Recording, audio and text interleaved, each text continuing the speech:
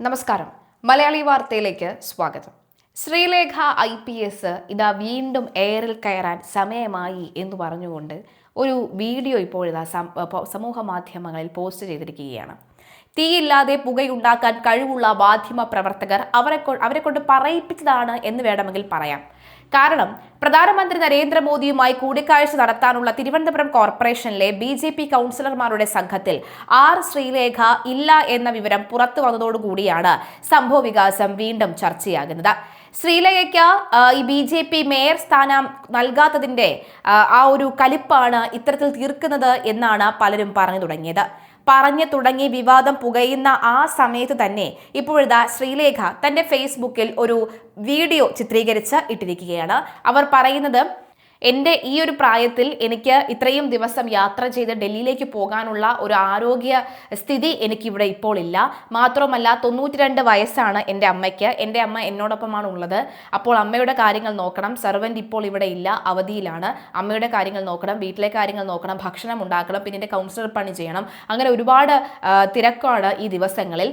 അതുകൊണ്ടാണ് ഞാൻ വിട്ടു നിന്നോട്ടെ എന്ന് ചോദിച്ചപ്പോൾ ഇഷ്ടം പോലെ തീരുമാനിക്കാം എന്നുള്ള അഭിപ്രായം പറയുകയായിരുന്നു. അങ്ങനെ ഞാൻ തീരുമാനം എടുക്കുകയായിരുന്നു. പിന്നീട് പറഞ്ഞു ഫ്ലൈറ്റിൽ എന്നാൽ പോകാൻ അറേഞ്ച് ചെയ്ത് തരാം എന്ന് പറയുകയുണ്ടായിരുന്നു.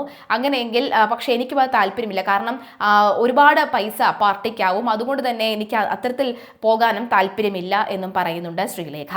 ഇവിടെ പലരും ചോദിക്കുന്നുണ്ട്, തെരഞ്ഞെടുപ്പ് സമയത്ത് ഊണുമില്ലാതെ ഉറക്കമില്ലാതെ ഈ വെയിലും കൊണ്ട് വീടായ വീടുകൾ കയറിയിറങ്ങി നടക്കാൻ നിങ്ങൾക്ക് പ്രായം ഒരു തടസ്സമായിരുന്നില്ലല്ലോ, പിന്നെ എന്തുകൊണ്ടാണ് പാർട്ടി ഒരു പരിപാടിയിൽ ക്ഷണിക്കുമ്പോൾ മാത്രം പ്രായത്തെ ഒരു തടസ്സമാക്കിക്കൊണ്ട് നിങ്ങൾ ഇക്കാര്യങ്ങൾ പറയുന്നത് എന്ന് ചോദിച്ച് ചിലരൊക്കെ കമന്റ് ഇടുന്നുണ്ട്. എന്തായാലും ശ്രീലേഖയുടെ ആ വാക്കുകളൊന്നും നമുക്ക് കേട്ടിട്ട് വരാം. ഒരു വിവാദം പുകഞ്ഞു വരുന്നുണ്ട്. തീയില്ലാതെ പുക ഉണ്ടാക്കാൻ വിദഗ്ധരാണല്ലോ ചില മാധ്യമ പ്രവർത്തകർ. ഇന്ന് രാവിലെ മുതൽ എന്നെ കുറെ പേര് വിളിക്കുന്നു. മാധ്യമങ്ങളിലുള്ള കുറെ സുഹൃത്തുക്കളാണ്. അവരോട് ഇത് പറഞ്ഞാൽ അവരത് എഡിറ്റ് ചെയ്തിട്ട് അവർക്ക് ആവശ്യമുള്ള വിവാദങ്ങൾ ഉൾപ്പെടുത്തി മാത്രമേ കാണിക്കൂ. തിരുവനന്തപുരം കോർപ്പറേഷൻ ഒരു ചരിത്ര വിജയമാണ് നേടിയിരിക്കുന്നത്. 45 വർഷത്തിന് ശേഷം BJPയുടെ നേതൃത്വത്തിൽ ഒരു ഭരണം വന്നു എന്നത്. അങ്ങനെ വലിയ തിമിർപ്പിലിരിക്കവെയാണ് ഡൽഹിയിൽ നിന്ന് വിളിക്കുന്നത്. കൗൺസിലർമാർ കുറച്ചുപേര് ഡൽഹിയിൽ പോയി പ്രധാനമന്ത്രിയുടെ വിരുന്നിൽ പങ്കെടുക്കണമെന്ന്. കേരള എക്സ്പ്രസിൽ കയറി ഡൽഹിയിലേക്ക് പോകുന്നു. എല്ലാ സ്ഥലത്തും നിർത്തി സ്വീകരണം വാങ്ങിക്കുന്നു. 2 ദിവസം നിൽക്കുന്നു. പിന്നെ 13-ാം തീയതി രാത്രി അങ്ങോട്ട് തിരിക്കുകയുള്ളൂ എന്ന് പറഞ്ഞു. അപ്പൊ 14 പേരാണ് തിരുവനന്തപുരത്ത് നിന്ന് പോകാനായിട്ട് ആദ്യം തീരുമാനിച്ചത്. ഈ പ്രായത്തിൽ എനിക്ക് ഇത്രയും വലിയ ഒരു യാത്ര കേരള എക്സ്പ്രസിൽ നടത്താൻ പ്രയാസമാണ് എന്ന് പറഞ്ഞു. അപ്പോൾ ഫ്ലൈറ്റിൽ വേണമെങ്കിൽ അറേഞ്ച് ചെയ്യാമെന്നൊരു ഓഫർ ഉണ്ടായിരുന്നതാണ്. പക്ഷെ ഞാൻ പറഞ്ഞു വേണ്ട, എന്തിനാണ് വെറുതെ കാശ് കളയുന്നത്. എനിക്കാണെങ്കിൽ ഇതുപോലെ പൈസ ഒരുപാട് അനാവശ്യമായിട്ട് മുടക്കുന്നതിനോട് വലിയ വിരോധമുള്ള വ്യക്തിയാണ്. എൻ്റെ തിരഞ്ഞെടുപ്പിൽ പോലും ഞാൻ വളരെ പിടിച്ചാണ് ഓരോ ചിലവും നടത്തിയത്. പലരും എന്നോട് ചോദിച്ചു, എന്തുകൊണ്ടാണ് ശ്രീലേഖയുടെ പോസ്റ്റർ മാത്രം ഇത്രയധികം കുറഞ്ഞു പോയത്, എന്തുകൊണ്ടാണ് വാഹന പ്രചാരണം ഒന്നും കാണുന്നില്ല, മൈക്ക് വെച്ച് ശ്രീലേഖയുടെ പേര് വിളിച്ചോണ്ട് പോണില്ല, BJPയുടെ ഒന്നും കേൾക്കുന്നില്ലല്ലോ എന്നൊക്കെ പറഞ്ഞത്. ഇത്രയും ആൾക്കാരെ കയറ്റി ഡൽഹിയിൽ പോകുമ്പോൾ നല്ല ചെലവാണ് പാർട്ടിക്ക്. ഞാൻ കാരണം അത്രയും ചെലവ് ഉണ്ടാകണ്ട എന്നുള്ള ഒരു ധാരണയിലാണ്. പിന്നെ എനിക്ക് പേഴ്സണലായിട്ട് കുറെ ബുദ്ധിമുട്ടുമുണ്ട്. അമ്മയ്ക്ക് 94 വയസ്സായി, വീട്ടിലുണ്ട്. 5 ദിവസം മാറി നിൽക്കാൻ പറ്റില്ല. വീട്ടിൽ ഇപ്പൊ സെർവൻ്റ് ഇല്ല, ലീവിലാണ്. കുക്കിംഗ് ഏറ്റെടുക്കണം, അമ്മയുടെ പരിപാലനം ഏറ്റെടുക്കണം, വീടിന്റെ വൃത്തി വെടുപ്പ് ഏറ്റെടുക്കണം, സാധനം വാങ്ങാൻ പോകണം. അതോടൊപ്പം എൻ്റെ കൗൺസിലർ ജോലിയും ചെയ്യണം. അപ്പൊ 5 ദിവസം മാറി നിൽക്കാൻ പ്രയാസമാണ്. അതുകൊണ്ടാണ് ഞാൻ പോകാത്തത് എന്ന് ഞാൻ പറഞ്ഞു. അപ്പൊ അതാണ് ശരിക്കുമുള്ള കാര്യം. അല്ലാതെ പ്രതിഷേധിച്ചോ ആരോടും അനിഷ്ടമുണ്ടായിട്ടോ അല്ലെങ്കിൽ എന്നെ അതാക്കിയില്ല ഇതാക്കിയില്ല എന്നൊക്കെയുള്ള എൻ്റെ നീരസം പ്രകടിപ്പിക്കാനോ ഒന്നും അല്ല പോകാത്തത്. പിന്നെ വേറൊരു കാര്യം കൂടി ഇതിന്റെ കൂട്ടത്തിൽ പറയേണ്ടിയിരിക്കുന്നു. കാരണം ഞാനൊരു BJPയുടെ തികഞ്ഞ വിശ്വാസി ആയതുകൊണ്ട് ഭാരതീയ ജനതാ പാർട്ടി കൊണ്ടുവന്ന ഒരു നയമാണ് ഒരു രാജ്യം ഒരു തിരഞ്ഞെടുപ്പ് എന്നുള്ളത്. 1 നേഷൻ 1 ഇലക്ഷൻ. ഒരു വ്യക്തി ഒരു ഇലക്ഷന് നിന്ന് കഴിഞ്ഞാൽ 5 വർഷത്തേക്ക് പിന്നീട് വേറൊരു ഇലക്ഷന് നിൽക്കരുത്. കാരണം ഭയങ്കര ചെലവാണ്. ഞാൻ ഇതിനെപ്പറ്റി ഒരു വീഡിയോ എൻ്റെ യൂട്യൂബ് ചാനലിൽ ചെയ്തിട്ടുണ്ട്. കണ്ടിട്ടില്ലാത്തവരെ കണ്ടു നോക്കൂ. നിയമമാകാൻ ഇനിയും കാലതാമസം എടുക്കുമെങ്കിലും താത്വികമായി അത് അംഗീകരിച്ച ആളാണ് ഞാനും. അതുകൊണ്ട് ഒരു ഇലക്ഷന് ജയിച്ചത് കൊണ്ട് 5 വർഷത്തേക്ക് ഇനി ഒരു ഇലക്ഷനും കൂടെ മത്സരിക്കാൻ എനിക്ക് താല്പര്യവുമില്ല. അതിനുള്ള ചെലവ് വഹിക്കാനുള്ള കഴിവുമില്ല. അത് പാർട്ടിയെ കൊണ്ട് വഹിപ്പിക്കുന്നത് എനിക്ക് ഇഷ്ടവുമില്ല. അതുകൊണ്ടാണ് ഞാൻ നിയമസഭാ ഇലക്ഷൻ നിൽക്കുന്നില്ല എന്ന് ഞാൻ പറഞ്ഞത്. വ്യക്തിപരമായ ചില ആദർശങ്ങൾ എനിക്കുള്ളത് കൊണ്ട് അതിന്റെ പുറത്താണ് ഓരോ തീരുമാനങ്ങളും ഞാൻ എടുക്കുന്നത്. അത് പാർട്ടിയുടെ അറിവോടുകൂടി തന്നെയാണ്. അതുകൊണ്ട് ഇതൊരു വിവാദമാക്കാൻ ആരും ദയവ് ചെയ്ത് ശ്രമിക്കല്ലേ.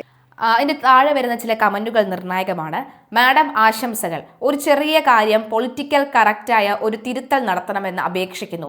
നമ്മൾ വീട്ടിൽ, അതായത് സെർവൻറ്റ്, ജോലിക്കാരി, വേലക്കാരി തുടങ്ങി മുൻപ് കേട്ടും ഉപയോഗിച്ചും ശീലിച്ച വാക്കുകൾക്ക് പകരം സഹായി, കെയർ ടേക്കർ, കെയർ ഗിവർ, അതുപോലെ തന്നെ support staff, house keeping staff എന്നൊക്കെയുള്ള വാക്കുകൾ ഉപയോഗിക്കാം എന്ന് പറയുമ്പോൾ ആ ശ്രീലേഖ അതിന് മറുപടി നൽകുന്നുണ്ട്. ഓക്കെ, താങ്ക്സ് എന്ന് പറയുന്നുണ്ട്. മറ്റൊരാൾ ഒരു കമന്റ് അടിക്കുന്നത്, മാഡം BJP എന്നുള്ളത് RSS എന്നുള്ളത് ഭാരതത്തിൽ ഹിന്ദുക്കൾക്ക് നിലനിൽപ്പ് വേണം എന്ന് ആഗ്രഹിക്കുന്ന, ഹിന്ദുക്കൾ കൂടെ നിൽക്കുന്ന പ്രസ്ഥാനമാണ്. നിങ്ങളെ എല്ലാവരെയും ഞങ്ങൾ കാണുന്നത് ഭാരതത്തോടൊപ്പം നിൽക്കുന്ന, ജനങ്ങളോടൊപ്പം നിൽക്കുന്ന ആളാണ് എന്നുള്ള രീതിയിലാണ്. ഇവിടെ വ്യക്തികളുടെ പ്രഭാവം മാത്രം നോക്കിയല്ല ഞങ്ങൾ നിങ്ങൾക്ക് പിന്തുണ നൽകുന്നത്. വ്യക്തിത്വം, വ്യക്തിപ്രഭാവം നോക്കുകയും അതോടൊപ്പം ഭാരതത്തോട്, ഭാരത സംസ്കാരത്തോടും ഒപ്പം നിൽക്കുന്നവരാണ് എന്ന് വിലയിരുത്തിയിട്ടാണ് ഓരോ BJP നേതാവിനെയും ഹിന്ദുജനങ്ങൾ സ്വീകരിക്കുന്നത്. പ്രധാനമന്ത്രിക്ക് പോലും അഭേദ്യമായ പിന്തുണ ഇന്ത്യയിൽ നിന്നും ലഭിക്കുന്നത് അദ്ദേഹം ഭാരതത്തോടൊപ്പം നിൽക്കുന്നു എന്നുള്ളതുകൊണ്ടാണ്. ആ കാഴ്ചയിൽ അല്ലെങ്കിൽ ആ കാര്യത്തിൽ വീഴ്ച വരുത്തിയാൽ അദ്ദേഹത്തോട് സ്നേഹം ഉണ്ടാകുമെങ്കിൽ പോലും അദ്ദേഹത്തോടൊപ്പം നിൽക്കാൻ ആളുകൾ ഉണ്ടാവില്ല. ഇതൊരു ചെറിയ യാഥാർത്ഥ്യമല്ല, ഇതൊരു സത്യമാണ്. എല്ലാ BJP പ്രവർത്തകരും BJP നേതാക്കന്മാരും ഇത് മനസ്സിലാക്കേണ്ടതുണ്ട്. താങ്കൾ തന്നെ താങ്കൾക്കൊരു വലിയ ഓപ്പർച്യൂണിറ്റി മിസ്സാക്കുകയാണ്. സ്വന്തം പൈസയിൽ ഡൽഹിയിലേക്ക് ഫ്ലൈ ചെയ്യാമല്ലോ. ഞാൻ 2-3 മാസം കൂടുമ്പോൾ ഡൽഹിയിൽ കൊച്ചി ഫ്ലൈ ചെയ്യാറുണ്ട്. കഴിഞ്ഞ 10 കൊല്ലമായി. അതിലൊന്നും കാര്യമില്ല. പിന്നെ 5 ദിവസം മുഖ്യ പരിപാടി ഉണ്ടാവില്ലല്ലോ. അതൊരു ദിവസം മാത്രമല്ലേ ഉണ്ടാകൂ. ആ ദിവസം ഫ്ലൈ ചെയ്ത് അറ്റൻഡ് ചെയ്യാറുന്നല്ലോ. പിന്നെ ലോ പ്രൊഫൈൽ കീപ്പ് ചെയ്യുന്നത് സ്വയം തീരുമാനപ്രകാരമാണെങ്കിൽ അത് ഓക്കെ എന്ന് പറയുന്നുണ്ട്. മാഡം, തെരഞ്ഞെടുപ്പ് വിജയത്തിന് ശേഷം പലപ്പോഴുള്ള ചില സമീപനങ്ങളിലുള്ള നിസ്സഹരണം സ്വഭാവങ്ങൾ മാധ്യമങ്ങൾ ഏറ്റെടുത്തിട്ടുണ്ട്. അത് പ്രചരിപ്പിച്ച് പൊതുസമൂഹത്തിൽ എത്തിച്ച് പാർട്ടിക്കുള്ളിൽ ഭിന്നിപ്പുണ്ടാക്കുന്നതായി കാണിക്കാൻ ശ്രമിക്കുന്നുണ്ട്. ഇത് മനസ്സിലാക്കിയിട്ടുണ്ട്. വീണ്ടും അവർക്ക് ആവർത്തിക്കാനുള്ള വഴിമരുന്നുകൾ നൽകാതിരിക്കാനല്ലേ ശ്രമിക്കേണ്ടത്? മാഡം, ഇപ്പോൾ ഈ പറഞ്ഞ വാക്കുകളിൽ പോലും പ്രധാനമന്ത്രിയുടെ ക്ഷണം സ്വീകരിച്ച് അവിടേക്ക് പോയ ജനപ്രതിനിധികളെ ബാധിക്കുന്ന വിഷയങ്ങൾ മനഃപൂർവ്വമോ അല്ലാതെയോ ഉണ്ടാകുന്നുണ്ട്. അത് തീർച്ചയാണ്. കാരണം ഇവിടെ എനിക്ക് എൻ്റെ അമ്മയെ നോക്കണം, അല്ലെങ്കിൽ എനിക്ക് കൗൺസിലർ പണി ചെയ്യണമെന്ന് പറയുമ്പോൾ അപ്പോൾ പോയവരൊക്കെ ഇതൊന്നും ചെയ്യാതെ പോയതുപോലെ ആകില്ലേ അവരുടെ സംസാരത്തിൽ നിന്നെന്ന് പലരും ചോദിക്കുന്നുണ്ട്. എന്തായാലും അത്തരം പരാമർശങ്ങളാണ് മാധ്യമങ്ങൾ ഏറ്റെടുക്കുന്നത്. സാമ്പത്തിക വിഷയത്തിന്റെ ഭാഗമായി 5 വർഷം മറ്റൊരു തെരഞ്ഞെടുപ്പിൽ ഉണ്ടാകില്ല എന്ന് പറഞ്ഞത് സ്വാഗതാർഹമാണ്. മാഡം, 1 മാസം ഊണും ഉറക്കവുമില്ലാതെ ഇലക്ഷന് വേണ്ടി പുറത്തിറങ്ങി നിങ്ങൾക്ക് ട്രെയിനിൽ 2 ദിവസം യാത്ര പറ്റില്ല അത്രേ, ഫ്ലൈറ്റിലും പറ്റില്ല. ശരി, വിശ്വസിച്ചു. മാധ്യമങ്ങൾക്ക് വാർത്ത ഉണ്ടാക്കി കൊടുക്കുന്നതും നിങ്ങൾ തന്നെയാണ്. ഈ കാര്യത്തിൽ അവരെ മാത്രം കുറ്റം പറഞ്ഞിട്ടും കാര്യമില്ല എന്ന് പറയുന്നുണ്ട്. പോകാതിരുന്നത് വിവാദത്തിന് വഴിമരുന്നുണ്ടാക്കിയിട്ടുണ്ട്. എന്ത് തിരക്ക് മാറ്റിവെച്ച് മാഡം പോകണമെന്നാണ് എൻ്റെ അപേക്ഷ എന്നൊക്കെ പറഞ്ഞ് നിരവധി ആളുകൾ കമന്റ് ചെയ്യുന്നുണ്ട്. എന്തായാലും ശ്രീലേഖ എന്തു പറഞ്ഞാലും എന്ത് ചെയ്താലും ഒക്കെ തന്നെ വലിയ വാർത്തയായി മാറുന്നുണ്ട്.